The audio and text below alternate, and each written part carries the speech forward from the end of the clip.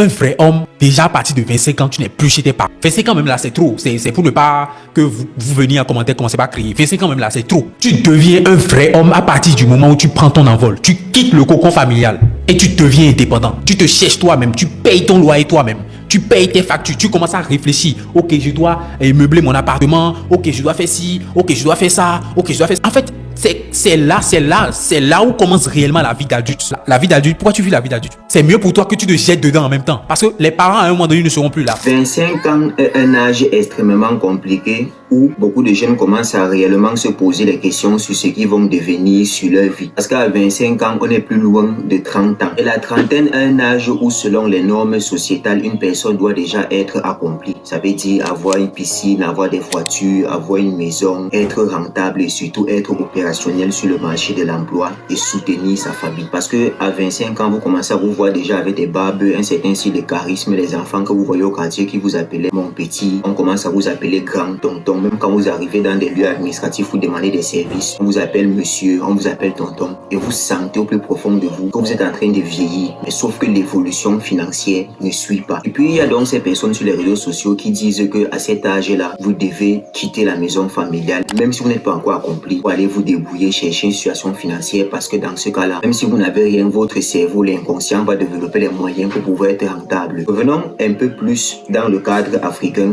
et plus précisément juste après la colonisation. Juste après la colonisation, la capacité des services publics étatiques était très large. Ils pouvaient recruter des personnes avec une telle facilité, compte tenu du fait que le nombre de diplômés n'était même pas d'abord nombreux, qu'il n'y avait pas assez de fonctionnaires. Et donc, il n'était pas rare de voir des personnes qui avaient un diplôme d'études primaires ou qui étaient en cours d'études secondaires, pouvaient déjà un travail dans l'administration qui leur permettait de directement aider leur famille. Il n'était pas également rare de voir des personnes occuper des postes dits de basse classe dans une société, facilement accéder à d'autres postes. Il n'était pas rare de voir des enseignants devenir des maires ou des sous-préfets. C'est ce qu'on appelait le tremplin social. C'était un tremplin qui permettait aux jeunes issus des classes défavorisées d'accéder facilement à la classe moyenne et pourquoi pas à la classe des super riches. Et sauf qu'aujourd'hui, donc le tremplin social est mort. Prenez par exemple un examen comme le bac. Le nombre de personnes qui réussissent en une année, ils sont combien? Par contre, la capacité d'accueil des services publics est déjà pleine. Les jeunes se tournent donc vers quoi? Les jeunes se tournent vers l'entrepreneuriat, entre guillemets, parce qu'elle-même, ce n'est pas toujours facile d'être rentable. Il faut déjà avoir un capital. Les jeunes se tournent aussi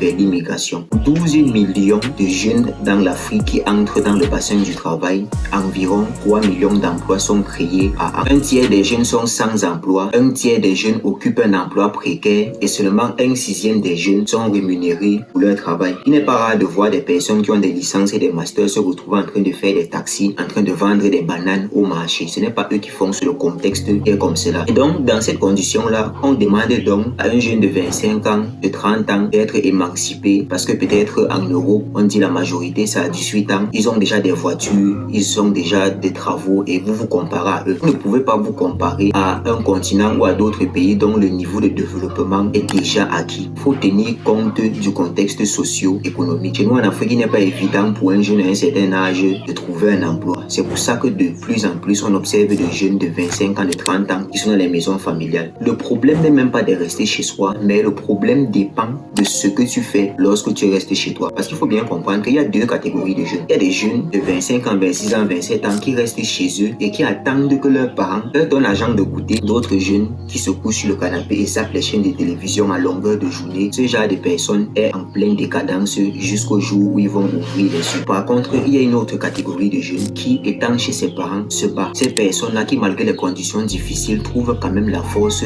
de pouvoir sortir et d'accepter de faire des emplois pour lesquels ils sont sous-rémunérés, des emplois pour lesquels ils sont surqualifiés, qui gèrent bien leur argent. Si vous êtes un jeune de cette tranche d'âge-là et que vous travaillez votre argent, mais que vous repartez encore dans l'alcool, vous n'êtes pas différent de quelqu'un qui reste à la maison. La seule différence entre vous, c'est que lui n'a pas de l'argent, mais vous avez de l'argent et vous utilisez mal, ça finit. Mais si vous restez chez vos parents et que vous avez un but précis, vous avez un projet sur lequel vous travaillez et que vous épargnez de l'argent et que vous contribuez partiellement aux charges de la maison, alors ne vous inquiétez pas de ce que vous allez voir sur les réseaux sociaux. La mentalité de travail, c'est pas forcément faire des travaux durs. Une personne qui a été habituée depuis tout petit, elle se lève le matin, elle lave les assiettes, elle lave le sol, qui a été confrontée dès son plus jeune âge à la difficulté, il est clair que même si elle s'en va vivre seule, ce ne sera pas une difficulté pour elle. Au-delà de ça, il faut aussi prendre en compte le style parental. Le comportement de nos parents varie. Il y a des parents qui sont conscients et qui voient l'effort de leurs enfants et qui les assistent en ne pas leur demandant beaucoup d'argent et en les encourageant dans leur effort. Par contre, il y a d'autres qui estiment que du fait qu'ils ont tout sacrifié pour vous, même si vous n'êtes pas assez rentable, le peu que vous avez, vous devez leur donner. Or, c'est avec ce peu-là que vous êtes censé prendre votre envol pour pouvoir prendre soin de plus tard. Ce style de parents-là, moi-même, je vous conseille de quitter la maison le plus tôt possible, dès même vos 17 ans. Vous voyez donc, dit un jeune de 25 ans, 30 ans qui quitte de chez lui et qu'il est nul, qu'il est naze parce qu'il doit se battre, parce qu'il a encoché ses parents. C'est juste un complexe social de base. On n'a rien à foutre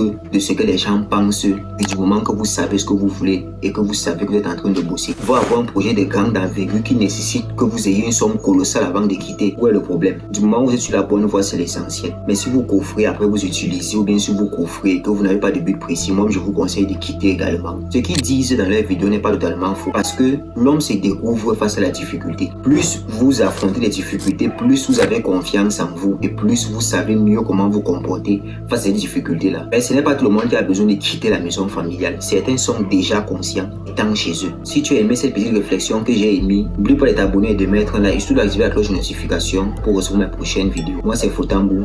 Une fois de plus, bienvenue sur la chaîne.